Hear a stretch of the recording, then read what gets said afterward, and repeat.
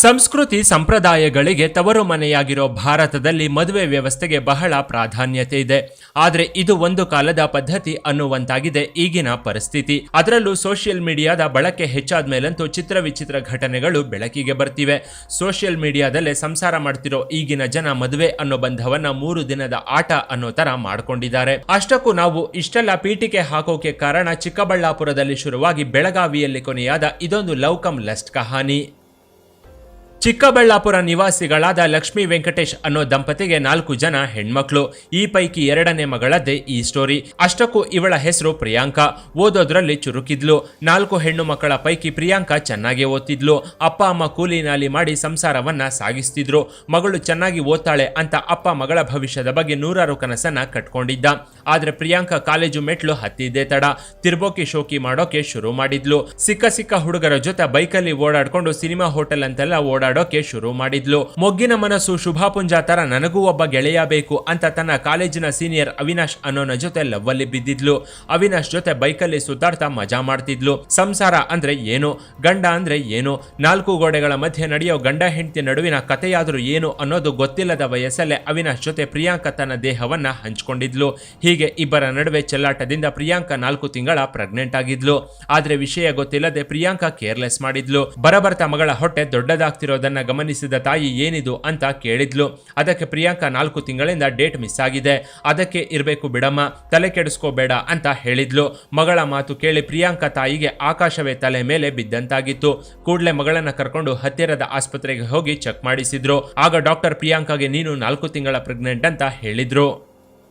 ಮಗಳ ಘನಂದಾರಿ ಕೆಲಸದ ಬಗ್ಗೆ ಕೇಳಿ ಆಕೆ ತಾಯಿ ಶಾಕ್ ಆಗಿದ್ಲು. ಹೋಗ್ಲಿ ಅಬರ್ಷನ್ ಮಾಡಿಸೋಣ ಅಂದ್ರೆ ಕೈಯಲ್ಲಿ ಕಾಸಿರ್ಲಿಲ್ಲ. ಸೀದಾ ಗಂಡನ ಹತ್ರ ಹೋದ ಪ್ರಿಯಾಂಕಾ ತಾಯಿ ಅರ್ಜೆಂಟ್ ಆಗಿ ಹಣ ಬೇಕು ಅಂತ ಕೇಳಿದ್ಲು. ಆದ್ರೆ ಆತ ಏನಂತ ಅರ್ಜೆಂಟು ಅಂತ ಕೇಳಿದ್ದ. ಆಗ ಪ್ರಿಯಾಂಕಾ ತಾಯಿ ತನ್ನ ಮಗಳ ಚೆಲ್ಲಾಟದ ಬಗ್ಗೆ ಬಾಯಿ ಬಿಟ್ಟಿದ್ಲು. ವಿಷಯ ತಿಳಿದ ಪ್ರಿಯಾಂಕಾ ಅಪ್ಪ ಮಗಳನ್ನ ಹಿಡ್ಕೊಂಡು ನಾಯಿಗೆ ಹೊಡೆದಂತೆ ಹೊಡೆದಿದ್ದ. ಇದಕ್ಕೆಲ್ಲ ಕಾರಣ ಯಾರು ಅಂತಾನು ಕೇಳಿದ್ದ. ಆಗ ಪ್ರಿಯಾಂಕಾ ನಮ್ಮ ಕಾಲೇಜಿನ ಸೀನಿಯರ್ ಅವಿನಾಶ್ ಅಂತ ಹೇಳಿದ್ಲು. ಅವನನ್ನ ನಾಳೆನೆ ಮನೆಗೆ ಕರೆಸು, ಇಬ್ರಿಗೂ ಮದುವೆ ಮಾಡ್ತೀನಿ ಅಂತ ಪ್ರಿಯಾಂಕಾ ಅಪ್ಪ ವೆಂಕಟೇಶ್ ಮಗಳಿಗೆ ವಾರ್ನಿಂಗ್ ಕೊಟ್ಟಿದ್ದ. ಬೆಳಗ್ಗೆ ಸೀದಾ ಕಾಲೇಜಿಗೆ ಬಂದ ಪ್ರಿಯಾಂಕಾ ನೀನು ಅಪ್ಪ ಆಗ್ತಿದೀಯಾ ಅಂತ ಅವಿನಾಶ್ಗೆ ನಡೆದ ವಿಷಯವನ್ನೆಲ್ಲ ಹೇಳಿದ್ಲು. ಆದ್ರೆ ಅವಿನಾಶ್ ಮಾತ್ರ ಇದನ್ನ ಒಪ್ಕೊಳ್ಳೋಕೆ ರೆಡಿ ಇರ್ಲಿಲ್ಲ. ನೀನು ಶೋಕಿಗೆ ನನ್ನ ಹಿಂದೆ ಬಿದ್ದೆ, ನಾನು ಸಹ ನಿನ್ನ ಜೊತೆ ತೀಟೆ ತೀರಿಸಿಕೊಳ್ಳೋಕೆ ಅಂತಾನೆ ನಿನ್ನ ಯೂಸ್ ಮಾಡ್ಕೊಂಡೆ. ನಿನ್ ಮೇಲೆ ಲವ್ ಗಿವೆಲ್ಲ ಏನಿಲ್ಲ, ಹೊಟ್ಟೆಯಲ್ಲಿರೋದನ್ನ ತೆಗೆಸ್ಬಿಡು, ಬೇಕಿದ್ರೆ ಕಾಸು ಕೊಡ್ತೀನಿ ಅಂತ ಆತ 10,000ವನ್ನ ಕೈಯಲ್ಲಿಟ್ಟಿದ್ದ. ಇತ್ತ ಪ್ರಿಯಾಂಕಾ ಅಪ್ಪನ ಮುಂದೆ ಬಂದು ತಲೆ ತಗ್ಗಿಸ್ಕೊಂಡು ನಡೆದಿದ್ದೆಲ್ಲವನ್ನ ಹೇಳಿದ್ಲು. ಇಂತಹ ಮಗಳು ಮನೆಯಲ್ಲಿ ಇರಬಾರ್ದು, ಇನ್ನು 3 ಜನ ಹೆಣ್ಣು ಮಕ್ಕಳು ಮನೆಯಲ್ಲಿದ್ದು ಅವರ ಭವಿಷ್ಯ ಹಾಳಾಗುತ್ತೆ. ಇವಳ ಬಗ್ಗೆ ಗೊತ್ತಾದ್ರೆ ಇನ್ನುಳಿದವರನ್ನ ಯಾರ್ತಾನೆ ಮದುವೆ ಆಗ್ತಾರೆ ಅಂತ ಪ್ರಿಯಾಂಕಾಳ ಗಂಟು ಮೂಟೆ ಸಮೇತ ಒದ್ದು ಹೊರಗೆ ಹಾಕಿದ್ರು ಅವಳ ಪೋಷಕರು. ಹೀಗೆ ಮನೆಯಿಂದ ಹೊರಬಿದ್ದ ಪ್ರಿಯಾಂಕಾ ಅಬಾರ್ಷನ್ ಮಾಡಿಸ್ಕೊಂಡು ಪಿಜಿಗೆ ಜಾಯ್ನ್ ಆಗಿದ್ಲು. ಇದೇ ಗ್ಯಾಪಲ್ಲಿ ಪಿಜಿ ಎದುರುಗಡೆ ತರಕಾರಿ ಅಂಗಡಿ ಇಟ್ಕೊಂಡಿದ್ದ ಮುನಿರಾಜ್ ಎಂಬಾತನ ಅಂಗಡಿಗೆ ಆಗಾಗ ಬಂದು ಹೋಗ್ತಿದ್ಲು. ಹೀಗೆ ಇಬ್ಬರ ನಡುವೆ ಪರಿಚಯ ಶುರುವಾಗಿ ಇಬ್ರು ಕ್ಲೋಸ್ ಆಗಿದ್ರು. ಚಿಕ್ಕ ವಯಸ್ಸಲ್ಲೇ ಅಪ್ಪ ಅಮ್ಮ ಸತ್ ಹೋದ್ರು. ಇಷ್ಟು ವರ್ಷ ನಮ್ಮ ಮಾವನ ಮನೆಯಲ್ಲಿ ಬೆಳೆದೆ. ನನ್ನ 12 ಕೋಟಿ ಆಸ್ತಿ ಮೇಲೆ ಅವರು ಕಣ್ಣಾಕಿದ್ದಾರೆ. ನನ್ನ ಆಸ್ತಿಯನ್ನೆಲ್ಲ ಕಿತ್ಕೋಬೇಕು ಅಂತ ನೋಡ್ತಿದ್ದಾರೆ. ಅದಕ್ಕೆ 18 ವರ್ಷ ಆಗ್ತಿದ್ದಂತೆ ನಾನು ಮನೆ ಬಿಟ್ಟು ಬಂದ್ಬಿಟ್ಟೆ ಅಂತ ಪುಂಕಾನುಪುಂಕವಾಗಿ ಪುಂಗಿದ್ಲು. ಕಿಲಾಡಿ ಪ್ರಿಯಾಂಕಾ ಮಾತನ್ನೇ ಸತ್ಯ ಅಂತ ನಂಬಿದ್ದ ಮುನಿರಾಜು ಹೇಗಾದ್ರೂ ಮಾಡಿ ಇವಳನ್ನ ಲೈನ್ ನಲ್ಲಿ ಇಡಬೇಕು, ಇವಳಿಗೆ ತಾಳಿ ಕಟ್ಟಿದ್ರೆ 12 ಕೋಟಿ ಆಸ್ತಿ ಸಿಗುತ್ತೆ ಅಂತ ಆತ ಮನಸ್ಸಲ್ಲೇ ಕೋಟ್ಯಾಧಿಪತಿ ಆಗೋದೆ ಅಂತ ಹಗಲು ಕನಸು ಕಂಡಿದ್ದ. ಪ್ರಿಯಾಂಕಾ ಅಂಗಡಿಗೆ ಬಂದಾಗ್ಲೆಲ್ಲ ಮುನಿರಾಜು ಫ್ರೀಯಾಗಿ ತರಕಾರಿ ಕೊಟ್ಟು ಕಳಿಸ್ತಿದ್ದ. ಪ್ರಿಯಾಂಕಾಳ ಮನಸ್ಸನ್ನ ಕದ್ಬಿಟ್ಟೆ ಅಂತ ಆತ ಖುಷಿಯಲ್ಲಿ ತೇಲಾಡ್ತಿದ್ದ. ಕಾಲೇಜಲ್ಲಿ ಅವಿನಾಶ್ಗೆ ಅಗಲಿಸಿಕೊಟ್ಟಿದ್ದ ಪ್ರಿಯಾಂಕಾ ಮುನಿರಾಜು ಮುಂದೇನು ಬೆತ್ತಲಾಗಿದ್ಲು. ಪ್ರಿಯಾಂಕಾ ಕೊಟ್ಟ ಸುಖಕ್ಕೆ ಮುನಿರಾಜನ ನವರಂಧ್ರಗಳು ನಲಿದಾಡಿದ್ವು. ಹೀಗೆ ಇಬ್ರು ಒಂದೇ ಒಂದು ವಾರಕ್ಕೆ ಅಪ್ಪ ಅಮ್ಮನ ಹತ್ರ ಹಠಕ್ಕೆ ಬಿದ್ದು ಸಿಂಪಲ್ ಆಗಿ ಒಂದು ದೇವಸ್ಥಾನದಲ್ಲಿ ಪ್ರಿಯಾಂಕಾ ಕೊರಳಿಗೆ ತಾಳಿ ಕಟ್ಟಿದ್ದ ಮುನಿರಾಜು. ಹೀಗೆ ಮದುವೆಯಾಗಿ 3 ತಿಂಗಳಾದ್ರೂ ಪ್ರಿಯಾಂಕಾ ತನ್ನ ಹುಟ್ಟೂರಿನ ಬಗ್ಗೆಯಾಗ್ಲಿ 12 ಕೋಟಿ ಆಸ್ತಿ ಬಗ್ಗೆಯಾಗ್ಲಿ ಮಾತನಾಡಿರ್ಲಿಲ್ಲ. ಆದ್ರೆ ಗಂಡ ಮಾತ್ರ ಆಗಾಗ ಇದನ್ನ ಕೇಳ್ತಾನೆ ಇದ್ದ.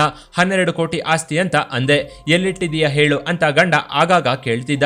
ಆದ್ರೆ ಪ್ರಿಯಾಂಕಾ ಮಾತ್ರ ಈಗ ಅದಕ್ಕೆಲ್ಲ ಸರಿಯಾದ ಟೈಮ್ ಅಲ್ಲ, ನಮ್ಮ ಮಾವನನ್ನ ಕೊಂದು ಬಿಡ್ತಾನೆ, ಈಗ ಅಲ್ಲಿಗೆ ಹೋಗೋದು ಬೇಡ, ಸ್ವಲ್ಪ ದಿನ ಇರು ಅಂತ ಕಾಲ ಕಳೆದಿದ್ಲು. ಹೀಗೆ 1 ವರ್ಷವಾದ್ರೂ ಪ್ರಿಯಾಂಕಾ ಸೇಮ್ ಡೈಲಾಗ್ನೇ ಹೊಡಿತಿದ್ಲು. ಹೀಗಾಗಿ ಮುನಿರಾಜು ಒಬ್ಬ ಲಾಯರ್ನ ಕರ್ಕೊಂಡು ಬಂದು ಪ್ರಿಯಾಂಕಾಳ ಮುಂದೆ ಕೂರಿಸಿದ್ದ. ಆ ಲಾಯರ್ ಪ್ರಿಯಾಂಕಾಗೆ ಧೈರ್ಯ ತುಂಬಿದ್ದ. ನಿನ್ನ ಆಸ್ತಿ ಮೇಲೆ ನಿನಗೆ ಹಕ್ಕಿದೆ, ಅದನ್ನ ಯಾರು ಕಿತ್ಕೊಳ್ಳೋಕೆ ಆಗೋದಿಲ್ಲ, ನಿಮ್ದು ಯಾವ ಊರು ಅಂತ ಹೇಳು, ಅಲ್ಲಿನ ಪೊಲೀಸರ ಜೊತೆ ಮಾತಾಡಿ ನಿನಗೆ ಸೆಕ್ಯೂರಿಟಿ ಕೊಡಿಸ್ತೀನಿ ಅಂತ ಆತ ಹೇಳಿದ್ದ. ಇದರಿಂದ ಪ್ರಿಯಾಂಕಾಗೆ ಏನ್ ಮಾಡ್ಬೇಕು ಅಂತ ಗೊತ್ತಾಗದೆ ತಲೆ ಮೇಲೆ ಕೈ ಇಟ್ಟು ಕೂತಿದ್ಲು. ಆದ್ರೆ ಗಂಡ ಮತ್ತೆ ಲಾಯರ್ ಪದೇ ಪದೇ ಕೇಳ್ತಿದ್ದಂತೆ ಬೆಳಗಾವಿಯಲ್ಲಿ ಜಮೀನಿದೆ, ಬೆಂಗಳೂರಲ್ಲಿ 2 ಮನೆ ಇದೆ, ಆದ್ರೆ ಅದು ಎಲ್ಲಿದೆ ಅನ್ನೋದು ನನಗೆ ಗೊತ್ತಿಲ್ಲ ಅಂತ ಹೇಳಿದ್ಲು. ಸರಿ, ನಿಮ್ಮ ಅಪ್ಪ ಅಮ್ಮನ ಹೆಸರೇಳು, ನಾನು ನಿನ್ನ ಆಸ್ತಿ ಎಲ್ಲಿದೆ ಅಂತ ಪತ್ತೆ ಹಚ್ತೀನಿ ಅಂತಿದ್ದಂತೆ ಪ್ರಿಯಾಂಕಾ ಪತರಗುಟ್ಟಿದ್ಲು. ನನ್ನ ಕತೆ ಮುಗೀತು, ನನ್ನ ಬಣ್ಣ ಬಯಲಾಯಿತು ಅಂತ ಮತ್ತಷ್ಟು ಗಲಿಬಿಲಿಯಾಗಿದ್ಲು. ಇಷ್ಟಾದ್ರೂ ಅಪ್ಪನ ಹೆಸರಾಗ್ಲಿ ಊರಿನ ಹೆಸರಾಗ್ಲಿ ಕೊನೆಗೂ ಪ್ರಿಯಾಂಕಾ ಬಾಯ್ ಬಿಟ್ಟಿರ್ಲಿಲ್ಲ. ಒಂದ್ ಕಡೆ ಗಂಡ ಮುನಿರಾಜು ಹೆಂಡತಿಯ 12 ಕೋಟಿ ಆಸ್ತಿ ಬರುತ್ತೆ, ಲೈಫ್ ಸೆಟಲ್ ಮಾಡ್ಕೋಬಹುದು ಅಂತ ಕನಸು ಕಾಣ್ತಿದ್ದ. ಇತ್ತ ತರಕಾರಿ ಅಂಗಡಿಯಲ್ಲಿ ವ್ಯಾಪಾರಕ್ಕೆ ಅಂತ ಕೂರ್ತಿದ್ದ ಪ್ರಿಯಾಂಕಾ ಅಂಗಡಿಗೆ ಬರ್ತಿದ್ದ ಕ್ಯಾಬ್ ಡ್ರೈವರ್ ಸುಧಾಕರ್ ಅನ್ನೋ ನನ್ನ ಪರಿಚಯ ಮಾಡ್ಕೊಂಡಿದ್ಲು. ಈ ಶಾಪ್ ನಮ್ಮ ಮಾವನದ್ದು, ನನ್ನ 12 ಕೋಟಿ ಆಸ್ತಿ ನುಂಗೋಕೆ ಆತ ನನ್ನ ಮದುವೆ ಮಾಡ್ಕೊಳ್ಳೋಕೆ ಬಲವಂತ ಮಾಡ್ತಿದ್ದಾನೆ, ನನಗೆ ಈ ಮದುವೆ ಇಷ್ಟ ಇಲ್ಲ, ಓಡ್ ಹೋಗೋಣ ಅಂದ್ರೆ ನನಗೆ ಎಲ್ಲೋಗ್ಬೇಕು ಅಂತ ಗೊತ್ತಿಲ್ಲ ಅಂತ ಅಲ್ಲೂ ಒಂದು ಕತೆ ಕಟ್ಟಿದ್ಲು. ಪ್ರಿಯಾಂಕಾ ಮಾತನ್ನ ನಂಬಿದ ಕ್ಯಾಬ್ ಡ್ರೈವರ್ ಸುಧಾಕರ್ ಅವಳ ಕಣ್ಣೀರು ಒರೆಸಿ ಬೆಂಗಳೂರಲ್ಲಿ ನನ್ನ ಮನೆ ಇದೆ, ನಿನಗೆ ಓಕೆ ಅಂದ್ರೆ ಅಲ್ಲಿಗೆ ಕರ್ಕೊಂಡು ಹೋಗ್ತೀನಿ ಅಂತ ಹೇಳಿದ್ದ. ಕ್ಯಾಬ್ ಡ್ರೈವರ್ ಹೀಗೆ ಹೇಳಿದ್ದೆ ತಡ ಪ್ರಿಯಾಂಕಾ ಸೀದಾ ಕ್ಯಾಬ್ ಹತ್ತಿ ಕೂತಿದ್ಲು. ಕಥೆಯಲ್ಲಿ ಟ್ವಿಸ್ಟ್ ಏನಂದ್ರೆ ಪ್ರಿಯಾಂಕಾ ಕ್ಯಾಬ್ ಡ್ರೈವರ್ ಜೊತೆ ಪರಾರಿಯಾಗುವಾಗ ಬರಿಗೈಲಿ ಬಂದಿರಲಿಲ್ಲ, ಬದಲಿಗೆ ಮುನಿರಾಜು ಮನೆಯಲ್ಲಿದ್ದ ಹಣ ಒಡವೆಯನ್ನೆಲ್ಲ ಬ್ಯಾಗ್ಗೆ ಹಾಕೊಂಡು ಪರಾರಿಯಾಗಿದ್ಲು. ಇತ್ತ ಲಾಯರ್ ಪ್ರಿಯಾಂಕಾ ಆಡ್ತಿರೋದೆಲ್ಲ ನಾಟಕ, ಅವಳ ಹತ್ರ ಯಾವ ಆಸ್ತಿನೂ ಇಲ್ಲ ಅನ್ನೋ ಸತ್ಯವನ್ನ ಮುನಿರಾಜುಗೆ ಹೇಳೋದಕ್ಕೂ ಮುನ್ನವೇ ಪ್ರಿಯಾಂಕಾ ಕ್ಯಾಬ್ ಡ್ರೈವರ್ ಜೊತೆ ಪರಾರಿಯಾಗಿದ್ಲು. ಪ್ರಿಯಾಂಕಾ ಒಡವೆ ಜೊತೆ ಎಸ್ಕೇಪ್ ಆಗ್ತಿದ್ದಂತೆ ಮುನಿರಾಜು ಹಾಗೂ ಲಾಯರ್ ಸೇರಿ ಪೊಲೀಸ್ ಸ್ಟೇಷನ್ ಅಲ್ಲಿ ಪ್ರಿಯಾಂಕಾ ವಿರುದ್ಧ ಕಂಪ್ಲೇಂಟ್ ಕೊಟ್ಟಿದ್ರು. ಗಂಡ ಮುನಿರಾಜು ಮನೆಯಿಂದ ತಂದಿದ್ದ ಒಡವೆ ಮಾರಿದ್ರಿಂದ 20 ಲಕ್ಷ ಹಣ ಬಂದಿತ್ತು. ಕ್ಯಾಬ್ ಡ್ರೈವರ್ ಸುಧಾಕರ್ಗೂ 12 ಕೋಟಿ ಆಸ್ತಿಯ ಆಸೆ ತೋರಿಸಿದ ಪ್ರಿಯಾಂಕಾ ನನ್ನ ಮದುವೆಯಾದ್ರೆ ಅದೆಲ್ಲ ನಿಂದೆ, ಜೊತೆಗೆ ನಾನು ನಿನ್ನವಳೆ ಅಂತ ಕ್ಯಾಬ್ ಡ್ರೈವರ್ ಸುಧಾಕರ್ ಜೊತೆಗೂ ಪ್ರಿಯಾಂಕಾ ಅವಳ ದೇಹ ಬಾಧೆ ತೀರಿಸಿಕೊಂಡಿದ್ಲು. ಮದುವೆ ಆಗದಿದ್ರು ಗಂಡ ಹೆಂಡತಿಯಂತೆ ಇಬ್ರು ಎಂಜಾಯ್ ಮಾಡ್ತಿದ್ರು. ಬಳಿಕ ಸುಧಾಕರ್ ಸಿಂಪಲ್ ಆಗಿ ದೇವಸ್ಥಾನದಲ್ಲೇ ಪ್ರಿಯಾಂಕಾ ಕೊರಳಿಗೆ ತಾಳಿ ಕಟ್ಟಿದ್ದ. ತಮ್ಮ ಬಳಿ ಇದ್ದ 20 ಲಕ್ಷ ಹಣ ಖಾಲಿ ಆಗ್ತಿದ್ದಂತೆ ನಿಮ್ಮ ಮಾವನ ಮನೆಗೆ ಹೋಗೋಣ, ನಿನ್ನ ಆಸ್ತಿ ತಗೊಂಡು ಬರೋಣ, ಅವನನ್ನ ಎದುರಿಸೋ ಶಕ್ತಿ ನನಗಿದೆ ಅಂತ ಸುಧಾಕರ್ ಹೇಳಿದ್ದ. ಆದ್ರೆ ಪ್ರಿಯಾಂಕಾ ಈಗ್ಲೇ ಅಲ್ಲಿಗೆ ಹೋಗೋದು ಬೇಡ ಅಂತ ಆತನನ್ನ ಮರಳು ಮಾಡಿ ಮಂಚಕ್ಕೆ ಎಳ್ಕೊಂಡು ಹೋಗ್ತಿದ್ಲು. ಗಂಡ ಸುಧಾಕರ್ ಕ್ಯಾಬ್ ಓಡಿಸೋಕೆ ಬೆಳಗ್ಗೆ ಹೋದ್ರೆ ರಾತ್ರಿ ಮನೆಗೆ ಬರ್ತಿದ್ದ. ಇದೇ ಗ್ಯಾಪ್ ಅಲ್ಲಿ ಒಬ್ಬಂಟಿಯಾಗಿ ಮನೆಯಲ್ಲಿ ಇರ್ತಿದ್ದ ಪ್ರಿಯಾಂಕಾ ಸೋಷಿಯಲ್ ಮೀಡಿಯಾದಲ್ಲಿ ಬೆಳಗಾವಿ ಮೂಲದ ರೋಹಿತ್ ಅನ್ನೋ ನನ್ನ ಪರಿಚಯ ಮಾಡ್ಕೊಂಡಿದ್ಲು. ಇಬ್ರು ಚಾಟಿಂಗ್ ಮಾಡ್ತಾನೆ ಕ್ಲೋಸ್ ಆಗಿದ್ರು. ರೋಹಿತ್, ನಾನು ಪ್ರೈವೇಟ್ ಕಂಪನಿಯಲ್ಲಿ ಕೆಲಸ ಮಾಡ್ತಿದ್ದೀನಿ, ಮನೆಯಲ್ಲಿ ಹುಡುಗಿನ ಹುಡುಕ್ತಾ ಇದ್ದಾರೆ, ನಿನ್ನಂಥವ್ರು ಒಪ್ಪಿದ್ರೆ ನನಗೆ ಓಕೆ ಅಂತಿದ್ದಂತೆ ಪ್ರಿಯಾಂಕಾ 12 ಕೋಟಿ ಆಸ್ತಿಗೆ ಒಗ್ಗರಣೆ ಹಾಕಿ ಮತ್ತೆ ಇವಾದೋಪು ಅನ್ನೋ ರೇಂಜ್ಗೆ ಬಡಿಸಿದ್ಲು. ನಾನು ಇನ್ನು ಫ್ರೆಶ್ ಮಾಲು, ಈಗಷ್ಟೇ ಡಿಗ್ರಿ ಮುಗಿಸಿದ್ದೀನಿ, 12 ಕೋಟಿ ಆಸ್ತಿ ಇದೆ, ನನ್ನ ಮಾವ ನನ್ನ ಆಸ್ತಿ ನುಂಗೋಕೆ ನೋಡ್ತಿದ್ದಾನೆ, ನನಗೆ ಇಷ್ಟ ಇಲ್ಲದಿದ್ರು ಬಲವಂತವಾಗಿ ಮದುವೆಯಾಗೋಕೆ ಬಲವಂತ ಮಾಡ್ತಿದ್ದಾನೆ ಅಂತ ಹೇಳಿದ್ಲು. ಇದಕ್ಕೆ ರೋಹಿತ್, ನಾನು ಒಂದ್ಸಲ ನಿನ್ನ ಮೀಟ್ ಮಾಡ್ಬೇಕು, ಬೆಂಗಳೂರಿಗೆ ಬರ್ಲಾ ಅಂತ ಕೇಳಿದ್ದ. ಆದ್ರೆ ಪ್ರಿಯಾಂಕಾ ಮಾತ್ರ ಅದಕ್ಕೆ ಬೇಡ ಅಂದಿದ್ಲು. ಬದಲಾಗಿ ನಾನೇ ಬೆಳಗಾವಿಗೆ ಬರ್ತೀನಿ, ನಿನ್ನ ಮೀಟ್ ಮಾಡ್ತೀನಿ, ನಿನ್ನ ಫ್ಯಾಮಿಲಿನೂ ಪರಿಚಯ ಮಾಡಿಸು ಅಂತ ಹೇಳಿದ್ಲು. ಬಳಿಕ 2ನೇ ಗಂಡ ಸುಧಾಕರ್ ಮನೆಗೆ ಬರ್ತಿದ್ದಂತೆ ನಾನು ಊರಿಗೆ ಹೋಗಿ ಮನೆಯ ಆಸ್ತಿ ಪತ್ರಗಳನ್ನೆಲ್ಲ ತರ್ತೀನಿ ಅಂತ ಹೇಳಿ ಬೆಳಗಾವಿಯ ಬಸ್ ಹತ್ತಿದ್ಲು. ಪ್ರಿಯಾಂಕಾ ಬೆಳಗಾವಿಗೆ ರೀಚ್ ಆಗೋದಕ್ಕೂ ಮೊದಲೇ ರೋಹಿತ್ ಪ್ರಿಯಾಂಕಾಳ 12 ಕೋಟಿ ಆಸ್ತಿ ಬಗ್ಗೆ ತಮ್ಮ ಪೋಷಕರಿಗೆ ತಿಳಿಸಿದ್ದ. ಪ್ರಿಯಾಂಕಾ ಮನೆಗೆ ಬರ್ತಿದ್ದಂತೆ ನಮ್ಮ ಅದೃಷ್ಟ ದೇವತೆ ಬಂದ್ಲು ಅಂತ ಅವಳಿಗೆ ರಾಜ ಮರ್ಯಾದೆ ಕೊಟ್ಟು ವೆಲ್ಕಮ್ ಮಾಡಿದ್ರು. 2 ದಿನಕ್ಕೆ ಸದ್ದಿಲ್ಲದೆ ರೋಹಿತ್ ಪ್ರಿಯಾಂಕಾ ಕೊರಳಿಗೆ ತಾಳಿನೂ ಕಟ್ಟಿದ್ದ.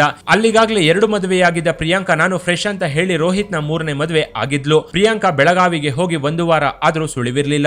ಮೊಬೈಲ್ಗೆ ಕಾಲ್ ಮಾಡಿದ್ರೆ ಸ್ವಿಚ್ ಆಫ್ ಅಂತ ಬರ್ತಿತ್ತು. ಇದರಿಂದ ಗಾಬರಿಯಾದ ಸುಧಾಕರ್ ಹೆಂಡತಿ ಮಿಸ್ಸಿಂಗ್ ಅಂತ ಪೊಲೀಸ್ ಸ್ಟೇಷನ್ ನಲ್ಲಿ ಕಂಪ್ಲೇಂಟ್ ಕೊಟ್ಟಿದ್ದ. ಸುಧಾಕರ್ ಕೊಟ್ಟಿದ್ದ ಕಂಪ್ಲೇಂಟ್ ವಿಷಯ ಗೊತ್ತಾಗ್ತಿದ್ದಂತೆ ಪ್ರಿಯಾಂಕಾ 3ನೇ ಗಂಡ ರೋಹಿತ್ ನ ಕರ್ಕೊಂಡು ಬಂದು ಬೆಳಗಾವಿ ಎಸ್ಪಿ ಆಫೀಸಲ್ಲಿ ನನಗೆ ರಕ್ಷಣೆ ಬೇಕು ಅಂತ ಖಾಕಿ ಮುಂದೆ ನಿಂತ್ಕೊಂಡಿದ್ಲು. ಎಸ್ಪಿ ಕಚೇರಿಯಲ್ಲೂ 12 ಕೋಟಿ ಆಸ್ತಿಯ ಕಥೆಯನ್ನೇ ಕಟ್ಟಿದ್ಲು. ಇದೆಲ್ಲ ನಿಜ ಅಂತಾನೆ ಪೊಲೀಸರ ಜೊತೆಗೆ ಮೀಡಿಯಾಗಳು ಕೂಡ ನಂಬಿದ್ವು. ಅದೆಂಥ ಜೋಡಿ, ಅದೆಂಥ ಪ್ರೀತಿ ಅಂತ ಇವರ ಲವ್ಗೆ ಎಲ್ಲರೂ ಸಪೋರ್ಟ್ ಕೂಡ ಮಾಡಿದ್ರು. ಹೀಗೆ ಮೀಡಿಯಾದಲ್ಲಿ ಪ್ರಿಯಾಂಕಾ ಸೆನ್ಸೇಷನ್ ಆಗ್ತಿದ್ದಂತೆ ಪ್ರಿಯಾಂಕಾಳ ಮೊದಲ ಗಂಡ ಮುನಿರಾಜು ಬೆಳಗಾವಿ ಎಸ್ಪಿಗೆ ಕಾಲ್ ಮಾಡಿ ಅಸಲಿ ವಿಷಯವನ್ನ ತಿಳಿಸಿದ್ದ. ಇತ್ತ 2ನೇ ಗಂಡನ ವಿಷಯವು ಪೊಲೀಸರ ಕಿವಿಗೆ ಬಿದ್ದಿತ್ತು.